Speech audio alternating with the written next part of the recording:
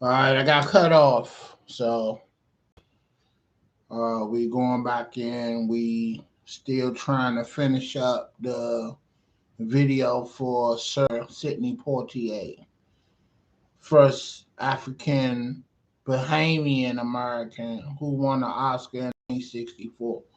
So let's get to some images of my man right here. You know what I'm saying? Let's get to some images. So all right. See him right here on the right, where your left of the screen, where he holding up the Oscar. I'll come back to that. Let's just scroll through all his images. Then he won an honorary Oscar. And as I was saying, his noted film was Guess Who's Coming to Dinner? And I think that was about him dating a white woman or a Caucasian woman, and they fell in love, and she was bringing him home to her family to meet. And so when you hear that term, Guess Who's Coming to Dinner? That's what they're referring to, that movie, you know. So I just taught you something, you know. So look at my man, iconic images. You feel me? You know, I want to pull up the Oscar in color that he got in 1964. There you go right there. Nope, that wasn't it. That wasn't it.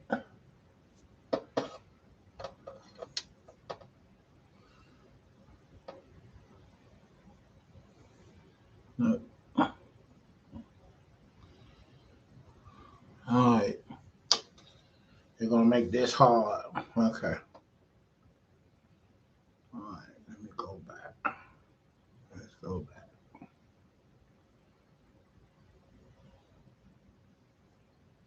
All right, how to physically do it. Okay. Yeah. So look at my man decked out in his tux, holding up that beautiful gold Oscar. He's American movie royalty. When you get one of these Oscars or a Grammy, you're royalty now. You know what I'm saying? And this is why Monique is on a tip now, because whether you get it for best actor or actress or supporting actress or support, best actress or supporting actress, which hers was, it was best supporting actress in a movie. The fact that they give you this statue, it's supposed to put you on another level. That means you're the cream of the crop, and they supposed to treat you as such. You feel me? So that means the treatment, the pay, they supposed to literally roll out the red carpet. But they try to play Monique, and she wasn't having it. You know what I'm saying? And her husband be catching a lot of flack, but they been married 15 years. I was kind of looking at him sideways a little bit. He talked like he a slickster, but he's really in her corner. You don't survive 15 years with somebody that's doing you wrong, because it eventually come to light. you know Nobody can keep up a charade that long, and if so, he doing a great job at it. But I think what they got is real. So my point is, I really believe it's him that made her realize that they gonna stop treating you like you just another actress when you the one that gold Oscar, and that alone supposed to put you on another level. And they want to start treating you as such, or they not going to get your business, or they not going to bleed you from for your talent no more. You know what I'm saying? That's what I really believe that what that statue represent. So it's like, you know, let's up the ante. You know, wherever you want me to go, you need to fly me there. You need to buy my ticket. I'm supposed to have first class everything. I am now an Oscar winner. Okay? It don't matter if it was a lead actress or supporting. I got that statue. Everything changes. And she right. So I understand the stand that she's taking. You know what I'm saying? You know, and she earned that. If you wasn't, and if you didn't feel like I was undeserving of this statue, then why did you give it to me? I knocked that role out the park. Precious was a great movie all the way around. You know, she played that role. You know, I hated her in that role because she, you know, was a typical, like, you know, hood mother that has been beat down by life, a man, substance abuse, and that's how it really is. So she really channeled that character, you know what I'm saying, and brought it to life, you know. And I was like, she played the hell out that role. So it's like, and everybody else agree with it. You know what I'm saying? So you don't get that statue for nothing. So, you know, I get it. I get it. You know, and until you get that statue and you do your homework of the Caucasian women that win this statue, or Caucasian men, you know, I'm like, you know, you hate to go there of trying to compare, but it matters and it makes a difference. And it's like, if you allow your own to keep treating you as, okay, it's business as usual. No, no, the fuck it ain't. No, it's not. Y'all gonna up them checks and up the ante. And then when they see you doing it, then everybody else gonna follow suit.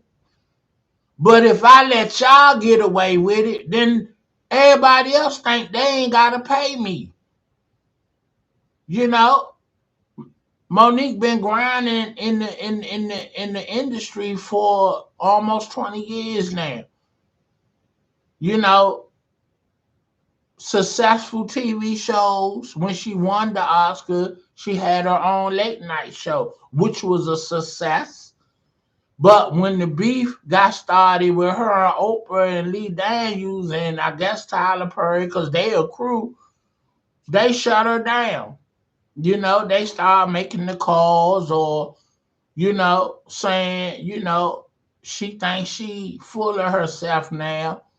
She forgot who put her in position. Nah, the talent put me in position, you know. Or, and she even said it, I just want my due. Treat me like you treat the other Caucasian women that win this statue. I want the same treatment, you know, and I don't feel like I'm wrong for asking for that, you know, or whoever else that you treat good that win this statue. I want the same treatment. Don't act like it's business as usual. The minute that I hold that statue, life changes. And that's what they was trying to not do. They was trying to play her, and she wasn't going for it. You know, so I was just trying to make a point. You know, this is about Sidney Poitier, God rest his soul, rest in heaven.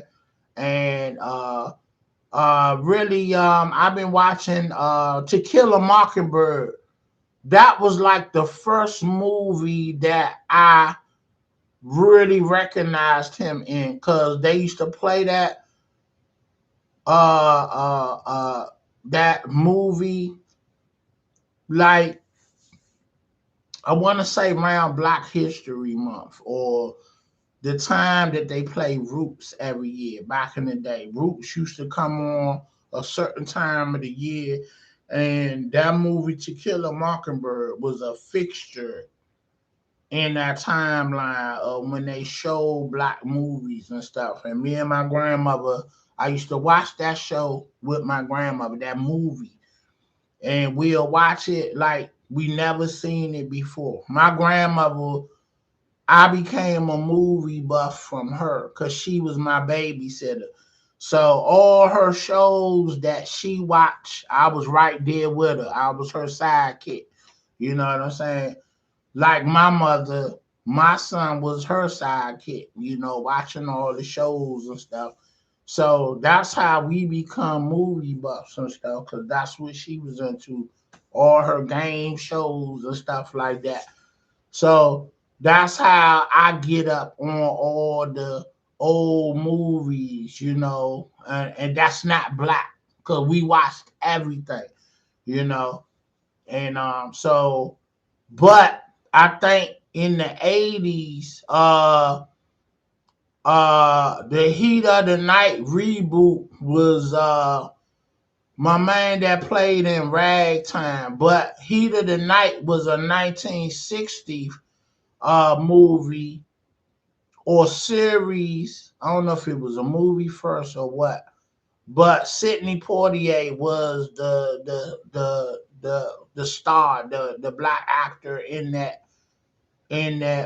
series or that movie, and then they remade it in the 80s with Carl O'Connor. Uh, what's my man that played Apollo Creed? I forget his real name, but he was one of the actors right after the guy from Ragtime. Uh, uh, After he left the show or was kicked off the show, um, my man that played Apollo Creed in Rocky, the black guy. I can't think of his name. Saved my life, but anyway, uh, it'll come to me right after the video go watch. But you know, yeah. But that's when I really started paying attention to Sidney Poitier. But I've seen him over the years, my early years, watching him on the TV screen, especially that To Kill a Mockingbird. That was like a Time to Kill with Samuel Jackson, a real intense drama, and and it was in black and white. So that was another distinctive thing about that movie. But I think the most popular movie was Guess Who's Coming to Dinner, that I think he done. And then of course, who could forget Uptown Saturday Night with Bill Cosby? He played along with Bill Cosby, in a lot of movies that they did in the 70s. So yeah, he had a great career, that expanded almost 50 years, just like Betty White, So, and they was just saying something about Michael Douglas, no, Kirk Douglas, the daddy. I think they started in the film business around the same time. And so I think they was trying to say Kirk Douglas died in 2020. So now I think that's what they was trying to say. I didn't read the whole article, but I think they trying to say that he's like